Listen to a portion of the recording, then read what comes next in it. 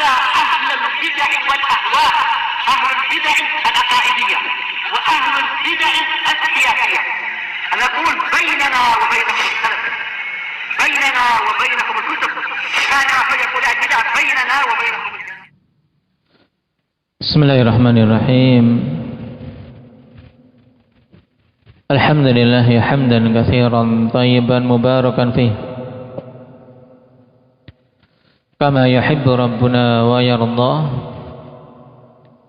أشهد أن لا إله إلا الله وحده لا شريك له،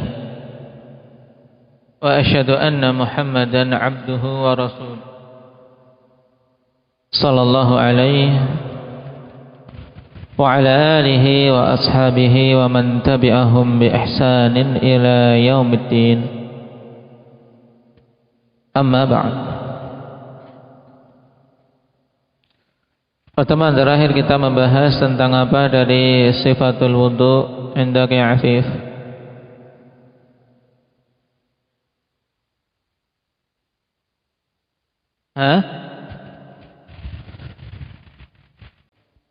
Saya membahas tentang berkumur-kumur, istinsyak dan istinthar.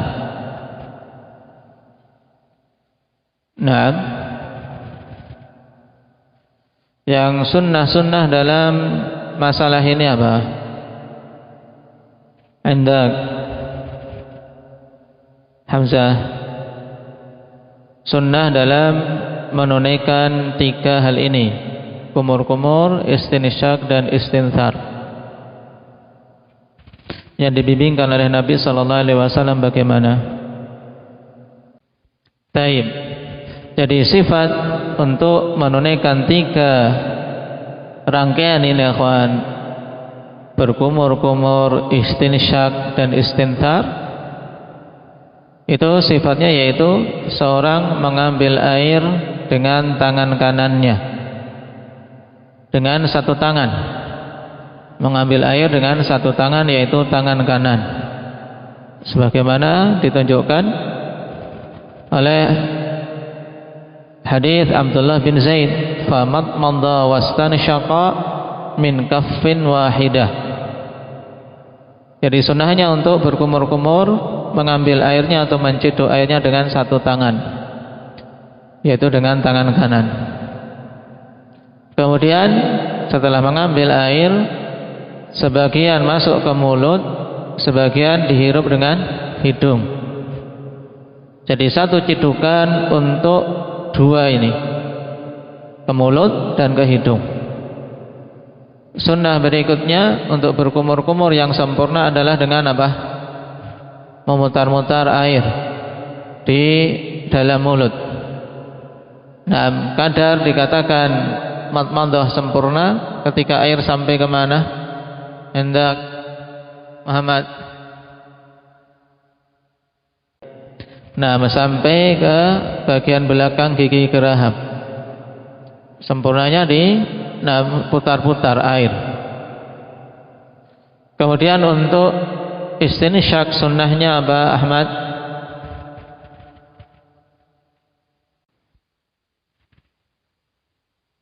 Apa? Lebih-lebihan dalam artian mubalaghah, yaitu bersungguh-sungguh untuk menghirupnya. Nah, mubalaghah yaitu bersungguh-sungguh dalam menghirup air, kecuali dalam kondisi apa? Ketika berpuasa. Taib. Kemudian setelah dihirup, dikeluarkan, yang disilahkan dengan apa ini? Mengeluarkan air dari hidung, istilahnya apa? Hendak putra istinthar. Taib. Ketika istinthar sunnahnya bagaimana? Dengan tangan kiri. Nah, ketika istinthar maka hidung dipegang dengan tangan kiri. Taib. Nah, ini sifat yang sempurna untuk madmadah, istinsyak dan istinthar. Kemudian hal tersebut dilakukan 3 kali. 3 kali dengan berapa kali cidukan? Indah ya Ubadah.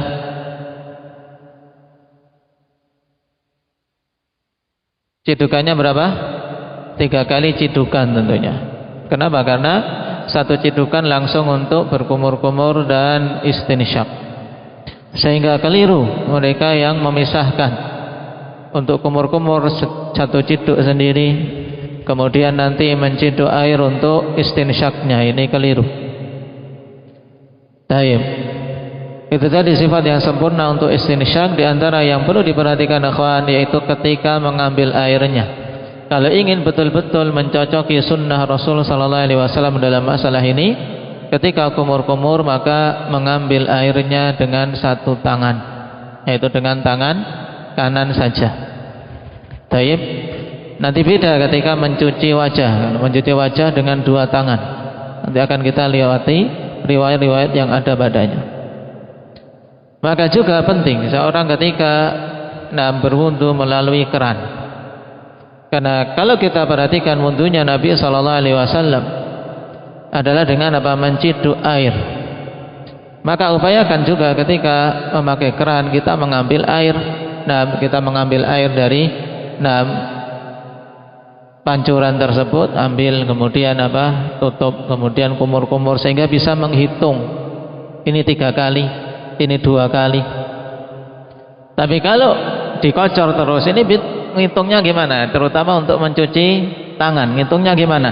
1, 2, 3-nya, ya kan? Taib. Maka ambil kayak kita menciduk dengan air ketika ketika pakai keran. Ambil air, kemudian ditutup. Demikian untuk bisa menghitung dengan jelas dia telah melakukan 3 kali atau 2 kali atau hanya ingin sekali saja. Nah, sekarang kita lanjutkan. Tsumma yaghsilu wajhahu thalathan. Kemudian setelah kumur-kumur, istinsyak dan istinthar, Nabi sallallahu alaihi wasallam mencuci wajah beliau 3 kali. Dan ingat, dhabit dari al-ghusl, dhabit dari apa? Mencuci. Itu bagaimana dhabitnya? Yang menjadi patokan itu bagaimana, Badri? Yang dimaksud dengan al-ghusl.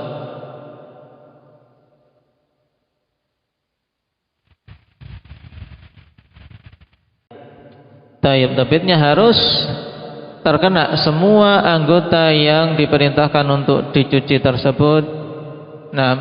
Dengan air, semuanya terkena oleh air. Ketika telah merata semuanya terkena air, maka itu dikatakan satu cucian. Kemudian mengambil air lagi, kemudian diratakan. Kalau sudah rata itu dikatakan cucian kedua. Tapi seandainya satu cidukan kok tidak cukup, maka dia menciduk lagi, dan itu baru dikatakan apa? Satu cucian. Walaupun dengan lebih dari satu cidukan kalau memang belum rata. Ini al-ghusl, diingat-ingat.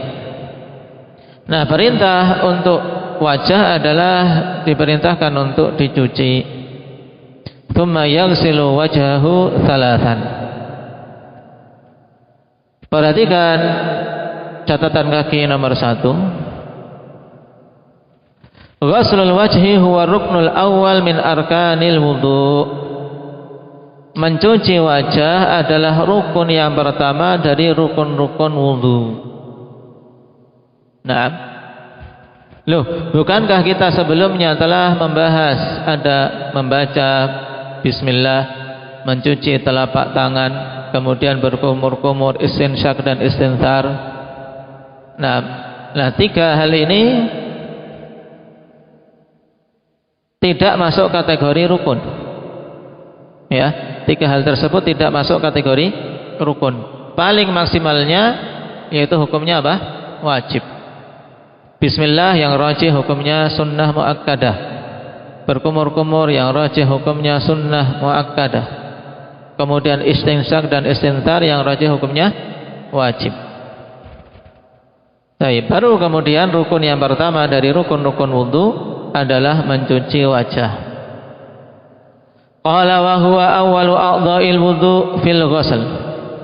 Dan itu adalah awal dari anggota-anggota wudu yang wajib untuk dicuci atau istilahnya dibasuh. Liqaulihi ta'ala idza qumtum ila sholati faghsilu wujuhakum. Apabila kalian hendak menegakkan salat maka basuhlah muka-muka kalian atau wajah-wajah kalian. Nah, ayat yang ke-6 dari surat Al-Maidah ini ikhwan adalah ayat pokok terkait masalah taharah. Baik taharah untuk hadas asghar berupa wudu atau taharah untuk hadas akbar yaitu mandi wajib. Maka yang wajib untuk antum untuk menghafal ayat ini. Nah, ayat yang ke-6 dari surat Al-Maidah. Pertemuan besok disetorkan. Ya ayyuhalladzina amanu idza qumtum ila sholati faghsilu wujuhakum wa aydiyakum ilal marafiq wamsahu bi ru'usikum wa arjulakum ilal ka'bain. Ini yang terkait dengan masalah wudu. Disebutkan di halaman ke-29, dihafal dari situ. Kalau seandainya menghafal lengkap sempurna sampai selesai ayat ini maka bagus. Tapi kadar wajib yang dihafal sampai ini ilal ka'bain, karena itu terkait dengan masalah kita yaitu wudu. Nah, ayat ini perhatikan perintah Allah faghsilu wujuhakum. Yang pertama kali yang disebutkan dari anggota-anggota wudu adalah membasuh muka-muka kalian. Lalu yang dimaksud dengan wajah itu batasannya apa? Wal wajhu huwa ma tahsulu bihil muwajahah wa huwa min manabiti sya'rir ra's al-mu'tad ila dzaqan tulan wa min al-udhuni ila al-udhuni arda. Yang dimaksud dengan wajah yaitu bagian tubuh kita yang tercapai dengannya muwajahah, yaitu ketika berhadapan itulah yang terpandang, yang dipandang itu. Ketika kita mandang berhadapan-hadapan maka yang kelihatan di muka kita itulah apa? Itulah wajah.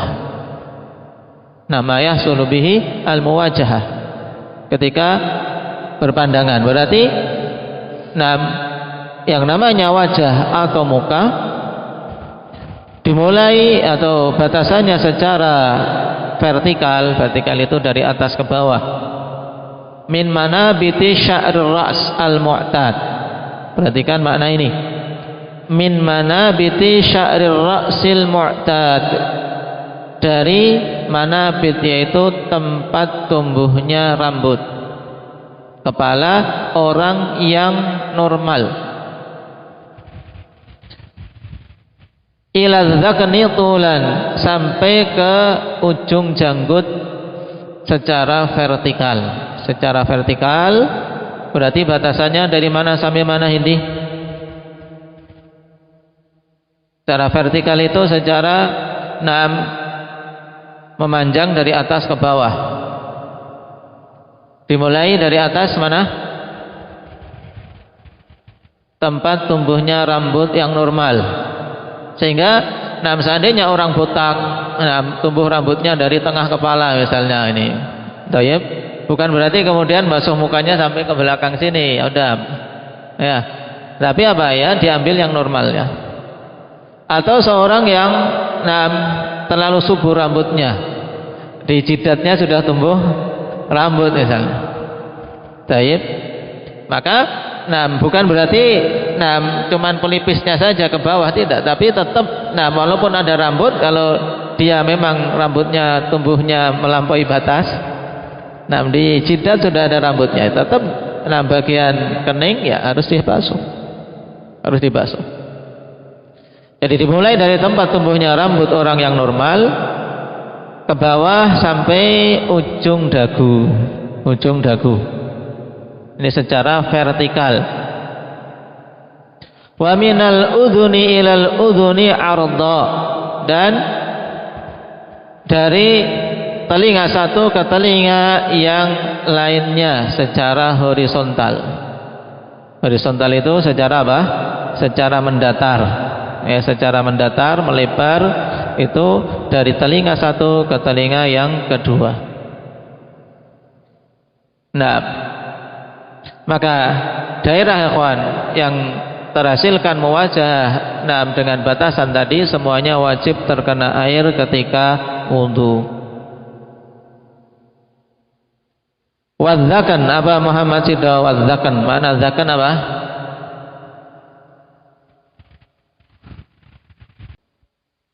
Qala wadzakanu huwa majma'ul lihyain fi asfalil wajhi. Yang dimaksud dengan zakan adalah majma'ul lihyain, yaitu bergabungnya apa? Tempat bergabungnya ini sisi tubuh, sisi yang ada di muka kita ini. Lihyain itu sini, bagian sini ini. Ungkapannya apa bagian kita ini? Saya berewok apa ada istilah? Yang penting bergabungnya lihyain, dua lihyah di sini ujungnya sini tempatan. Nah, ini zakan janggut, ujung janggut atau dagu. Ya, janggut, dagu sama. Kalau jenggot rambutnya harus sisakan. Ya, harus dibedakan istilahnya. Janggut, dagu sama. Itu namanya apa? Zakan. Kalau jenggot itu rambutnya namanya apa? Lihyah. Taib. Nah, bergabungnya taib ini bagian rahang ini ya, tempat tumbuhnya lihyah, maka paling bawahnya itu adalah zakan. Taib.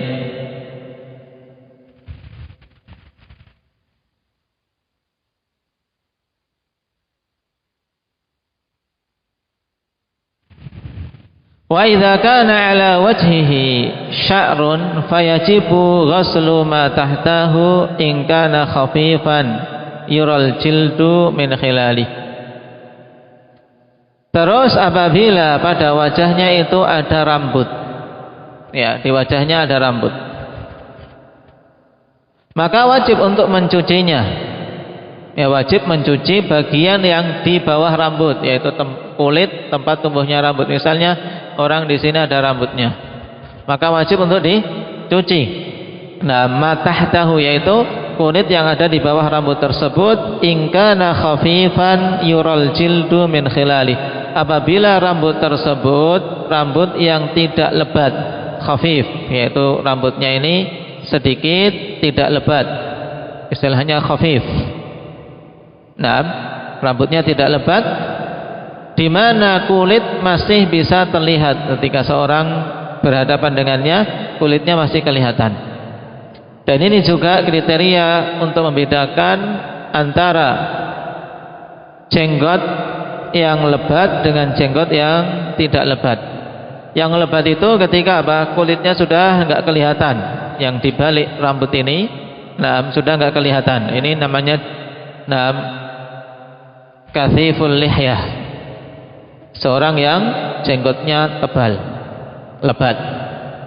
Adapun kalau kulit masih kelihatan, ada tempat tumbuhnya rambut tersebut masih kelihatan, maka itu diwajibkan dicuci, diwajibkan airnya betul-betul sampai ke kulit. Paham? Taib.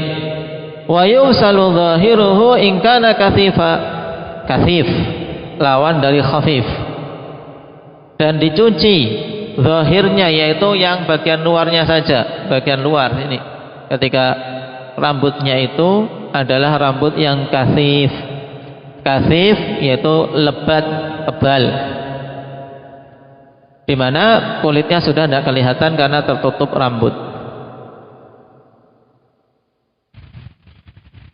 Ini perbedaan yang wajib dipahami dengan baik oleh siapa saja yang hendak menunaikan wudu dalam keadaan dia memiliki rambut di wajahnya, baik itu berewok atau jenggot.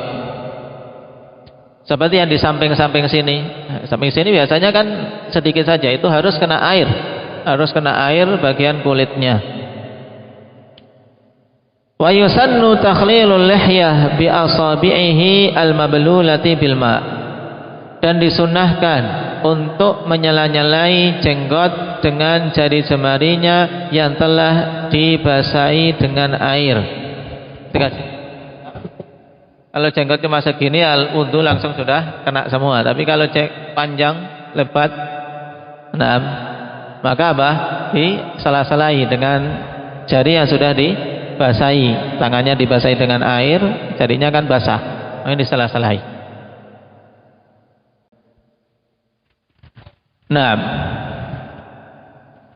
Li hadits Utsman radhiyallahu anhu anna Nabiy sallallahu alaihi wasallam kana yukhallilu lihiyatah.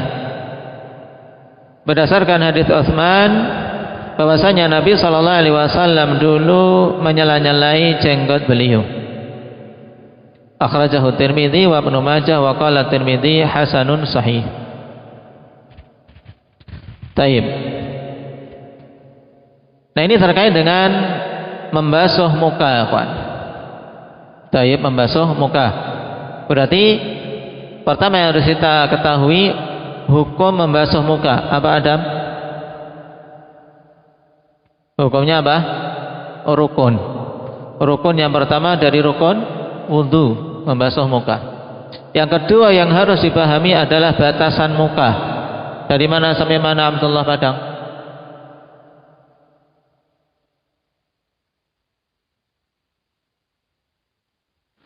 Secara vertikal dari awal tumbuhnya rambut kepala sampai dagu. Kemudian secara mendatar atau horizontal dari telinga satu ke telinga yang lain. Baik. Kemudian yang ketiga yang harus dipahami adalah apa? Bahwasanya membasuh itu wajib, berarti semua anggota pada wajah ini yang masuk kategori wajah wajib terkena air. Sehingga kapan saja misalnya di muka antum ada cat di sini kecil. Wudu sudah kena sudah wudu cepat-cepat. Kemudian dia ketika berkaca kok ada titik berupa cat minyak atau ada tip X di muka antum. Maka berarti ada bagian wajah yang tidak terkena air. Hukumnya berarti tidak sah, belum sah mencuci mukanya, belum sah mencuci muka, sehingga wajib dia menghilangkan tadi catnya atau tip X tadi, kemudian dia mengulangi wudunya. Nah, ini penting karena membasuh berbeda dengan mengusap. Kalau mengusap tidak masalah, ada yang tidak terkena air. Tapi kalau membasuh wajib semuanya terkena air. Maka penting ini dipahami dengan baik. Bahkan sampai-sampai Imam Ibnu Hazm rahimahullah ta'ala, walaupun seandainya ada cuman sebesar rambut di muka kita, sebesar rambut di muka kita atau di bagian yang wajib untuk dicuci, kok tidak terkena air, maka tidak sah. Kenapa? Karena dia belum mendatangkan ghuslun yang masyru', belum mendatangkan pencucian atau pembasuhan yang disyariatkan, sebab ada bagian yang tidak terkena air. Maka ini penting. Ketika seorang kerja ngecat, atau juga yang sering ketika seorang mengerjakan peralon, itu ada lem peralon itu kan membentuk lapisan kayak plastik, itu jelas menghalangi air. Menghalangi sampainya air ke kulit. Maka harus dihilangkan sebelum seorang berwudu. Kapan saja sholat kok masih ada ini satu, berarti tidak sah wudunya, sekaligus berarti sholatnya tidak sah. Dia wajib mengulangi wudunya dan wajib mengulangi sholatnya jika waktunya masih ada. Ini dipahami hukum tersebut. Ini pada semua anggota-anggota taharah yang wajib untuk dibasuh. Pembahasan berikutnya, akhwan, terkait rambut yang ada di wajah. Demikian pula jenggot. Maka dibedakan, kalau jenggotnya tipis di mana kulit masih kelihatan, maka wajib dicuci, wajib kulitnya terkena air. Tapi kalau jenggotnya tebal di mana kulit sudah tidak terlihat, maka cukup membasahi bagian yang kelihatan, bagian depannya, zahirnya. Tidak perlu harus sampai digosok-gosok sampai dalam. Kemudian disunnahkan di situ adalah menyela-nyelai jenggot. Dan sebagai faedah ikhwan, di sana ada sebagian ulama ahli ilal yaitu Ibnu Abi Hatim. Menghikayatkan dari Imam Ahmad rahimahullahu taala bahwasanya beliau mengatakan laisa fi takhlidil lihyah syai'un. Maksudnya tidak ada satu riwayat pun dalam menyela-nyelai lihyah itu yang sahih. Demikian pula Ibnu Abi Hatim meriwayatkan dari bapaknya. Abu Hatim mengatakan la yathbutu 'anil Nabi sallallahu alaihi wasallam fi takhlilil lihyah syai'. Tidak sabit terkait menyela-nyelai lihyah itu satu hadis pun. Nah, pernyataan ini ditanggapi oleh Imam Asy-Syaukani rahimahullahu taala dalam Sayyidul Jarrar, dan ini kalimat bagus dari Imam Asy-Syaukani. Nah, kata beliau dzalika bi'tibari ba'dit turuq. Pernyataan dua imam ahli hadis tersebut dengan hanya memperhatikan sebagian jalan saja, sebagian dari jalan-jalan hadis. Wa amma bi'tibaril kull fala. Adapun kalau melihat secara keseluruhan dalam artian semua hadis-hadis Nabi yang ada, maka tidak. Sebab apa? Di sana ada hadis yang sabit terkait apa menyela-nyelai lihyah. Kata Imam Asy-Syaukani wa qad qamatil hujjah bi tashihi man sahhaha wa tahsini man hassanaha kama dzakarna. Telah tegak hujjah dengan pensahihan orang yang mensahihkan hadis tentang menyela-nyelai lihyah dan yang menghasankannya. Wa man alima hujjatun ala man lam ya'lam. Dan siapa saja yang memiliki ilmu menjadi hujjah atas yang tidak mengetahui. Dan memang ikhwan, tentang menyela-nyelai lihyah ada satu riwayat yang juga bisa dihasankan oleh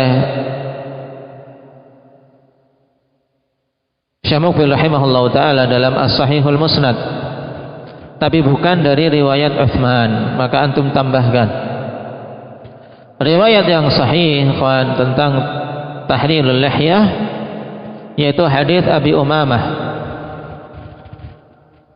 Hadis Abi Umamah yang diriwayatkan oleh Ibnu Abi Syaibah. Annahu tawadda'a thalathan wa khallala lihyatahu.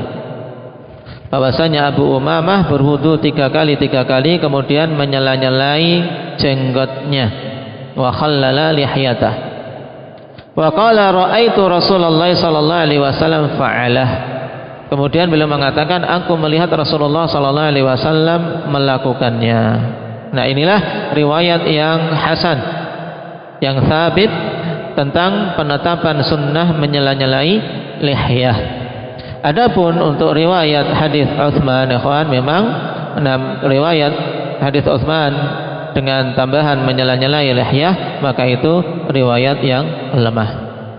Tapi di sana ada hadis yang sabit dari siapa tadi? Dari siapa tadi, Iqbal? Abi Umamah, yang dikeluarkan oleh Ibnu Abi Syaibah dan dihasankan oleh Syekh Muqbil dalam As-Sahihul Musnad. Baik. Nah, sekarang ikhwan, tentang sifat yang sempurna dalam membasuh muka. Baik. Dalam hadis Utsman dan juga yang lainnya, Rasul sallallahu alaihi wasallam telah mencontohkan sifat yang sempurna dalam membasuh muka, yaitu yang pertama adalah mengambil air, dan pengambilan air ketika membasuh muka datang dalam 3 sifat, dan ketiga-tiganya sabit, ikhwan. Mengambil air yang pertama dengan 1 tangan, taib, dengan 1 tangan. Yang kedua mengambil air dengan 2 tangan. Dan sifat yang ketiga mengambil dengan 1 tangan, kemudian setelah diambil digabungkan tangan yang kiri untuk ikut menampung agar air tidak hilang atau tidak tumpah. Hal ini berdasarkan riwayat yang ada. Adapun pengambilan dengan 1 tangan jelas dalam hadits Abdullah bin Zaid Pada hadis tersebut dikatakan tsumma adkhala yadahu fastakhrajaha faghasala wajhahu thalathan. Nah, kemudian Nabi memasukkan satu tangannya, kemudian dia keluarkan dan mencuci mukanya 3 kali. Dan ini kemungkinannya dilakukan tentu ketika apa? Ketika wadahnya kecil. Karena wadah kecil pakai gayung mau masuk 2 tangan ya repot. Bisa-bisa gayungnya ikut naik, tumpah semua. Nah, adapun yang mencuci dengan 2 tangan, dan ini yang paling sempurna ikhwan dan paling mudah serta yang dianjurkan oleh para imam seperti Imam Nawawi dan yang lainnya, ini ketika apa? Ketika tempatnya wadahnya besar, atau pada masa kita ini ketika kita wudhu dengan keran, itu paling mudah dengan 2 tangan untuk membasuh muka. Sehingga sempurna mengambil airnya dan apa? Sempurna ketika mengusapkan di muka kita. Taib. Adapun sifat yang ketiga, nah, di mana beliau mengambil dengan 1 tangan, kemudian setelah itu digabung dengan tangan yang lain, itu juga telah ditunjukkan dalam hadis yang sabit,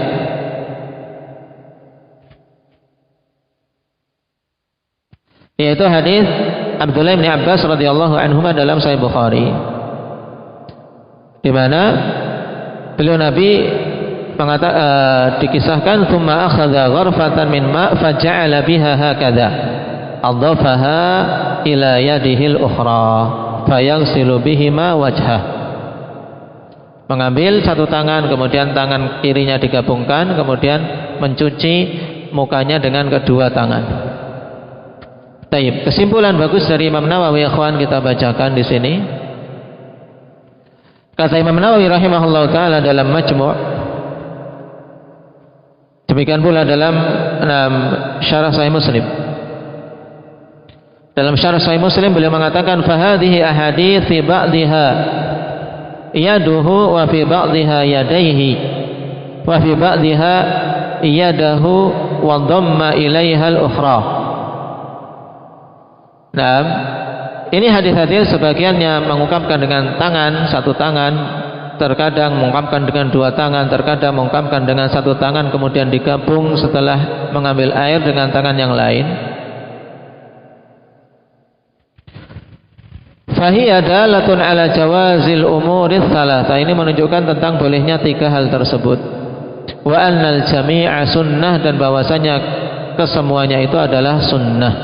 Lihat bagaimana detailnya para ulama kita ikhwan ketika menjelaskan tentang sifat tersebut. Dari mengambil airnya saja, didetailkan. Taib.